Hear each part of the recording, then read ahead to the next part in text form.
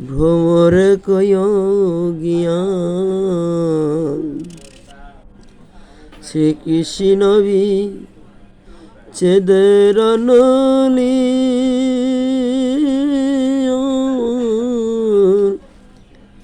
অঙ্গ যায় জলিয় রে ভ্রমর জ্ঞান কয় কয় কয় রে ভ্রমর কৃষ্ণ রে বুঝাইয়া কয় কয় কয় রে ভ্রমর কৃষ্ণকে বুঝাইয়া আমি রাধা ময়রা জামুরে কৃষ্ণ হার হইয়া রে ভ্রমর জ্ঞান।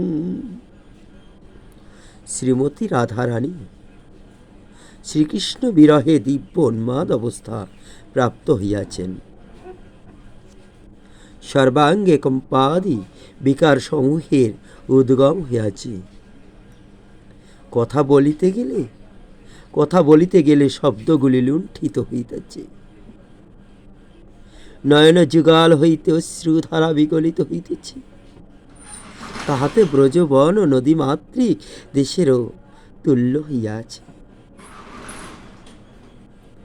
অঙ্গে পুলক সাত্ত্বিক উদ্গমে কণ্টকিত হওয়ায় কাঁঠাল ফলের সদৃশ হইয়াছে। কাঁঠাল ফল যেমন কাটা কাটা বিশিষ্ট তার চামড়া, ধরতে গেলে খোঁচা লাগে, তবু মানুষ শখ করে আদর করে খেতে চায়।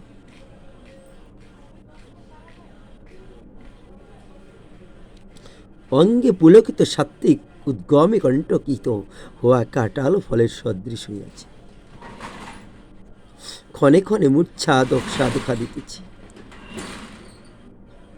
মূর্ছা হইতে আবার কথঞ্চিত চেতনা লাভ করিয়া বলিতেছেন, সখী রে ও সখী, কাননে কোকিল ডাকিতেছে, তোরা ওকে নিষেধ কর, আমি ওর ডাক আর সইতে পারিতেছি না। ওর ডাক আমার কাছে কেমন মনে হয় জানিস? মনে হয় আমার কর্ণে বজ্রপাত হইতেছে। আবার কখনো পূর্ণিমার চাঁদকে দেখে ডেকে ডেকে বলছে, সখী রে ওই চাঁদকে বল ও যেন আলো ঢেকে রাখে, কারণ ওর ওই সুশীতল আলো আমার দেহে মনে হয় দাবাগ্নি প্রজ্বলিত করিতেছে।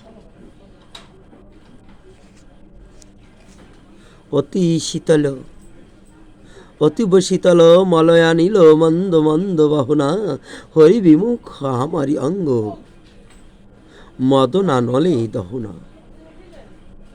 মূর্ছ প্রাণ সখীকে আবার ডাকি আন, এই একমাত্র কথা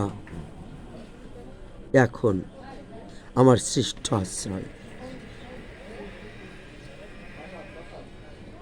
শ্রীকৃষ্ণের বিরহে শ্রীরাধার প্রাণ কণ্ঠাগত দেখিয়া লীলাশক্তি যোগমায়া তীব্র বেদনার মহাসমুদ্রে মানের এক নব তরঙ্গ তুলিয়া বিরহিণীর প্রাণ রক্ষার ব্যবস্থা করিলেন। দুর্বিষহ বিরাগ্নির মধ্যে মান, এ কিন্তু এক বিচিত্র কথা। তবু মদনাক্ষ মহাভাব সায়রে কিছুই অসম্ভব নয়। এ তো অনন্ত ভাবের অভিনব বিকাশের মহাভাব সিন্ধু নিত্য তরঙ্গায়িত। শ্রীরাধা এ ভাবনেত্র দেখিলে শ্রীকৃষ্ণ কোনো মথুরাবাসিনী প্রিয়জনার সঙ্গে আনন্দ করিতেছেন। শ্রীমতী রাধা দর্শন করিলেন শ্রীকৃষ্ণ কোনো মথুরাবাসিনীদের সঙ্গে আনন্দ উপভোগ করিতেছে।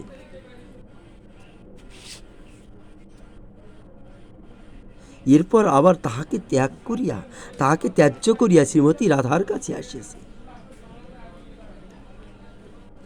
তাহাকে দেখিয়া এই বিরহিণী মানিনী হইয়াছেন। অনেক চেষ্টা করিয়া মানভঞ্জন করিতে না পারিয়া তিনি চলিয়া গিয়াছেন। তারপর এক কালো ভ্রমরকে দূত করিয়া তাহার নিকট পাঠাইয়াছেন। শ্রীমতী রাধারানীর মান প্রসাদনের জন্য ভ্রমর আসিয়া শ্রীরাধার শ্রীচরণ স্পর্শে পাশে গুঞ্জন করিতেছে। এই সমস্ত ব্যাপারটি শ্রীরাধার স্ফূর্তি বিরহের তীব্রতায় স্ফূর্তিকে সাক্ষাৎকার মনে হইতেছে।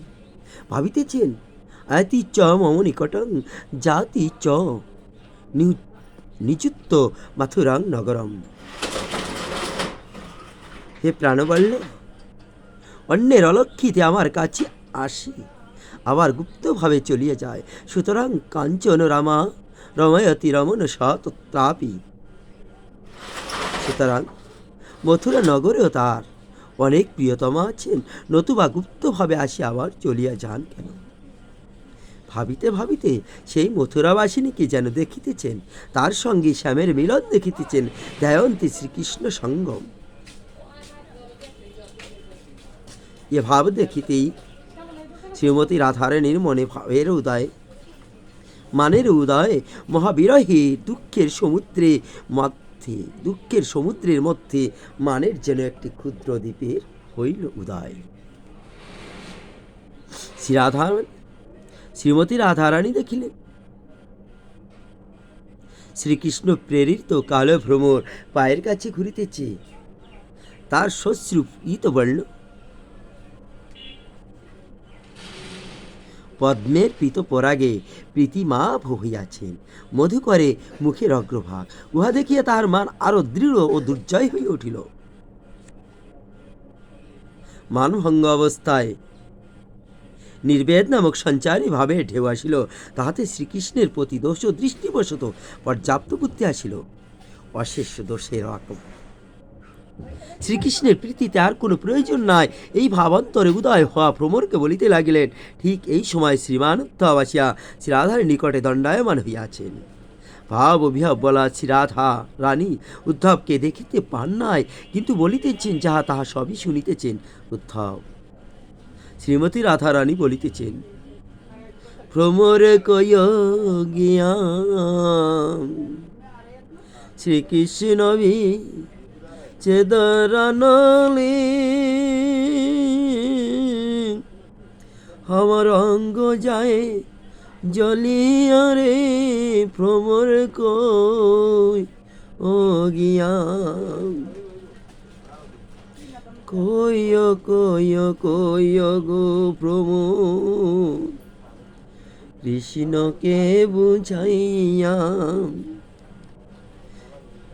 কয় কয় কয় রে ভ্রমর কৃষ্ণকে বুঝাইয়া আমি রাধা ময়রা যাও রে হরে কৃষ্ণ হারা হইয়া রে ভ্রমর কই ও গিয়া ভ্রমর কয় ইয়া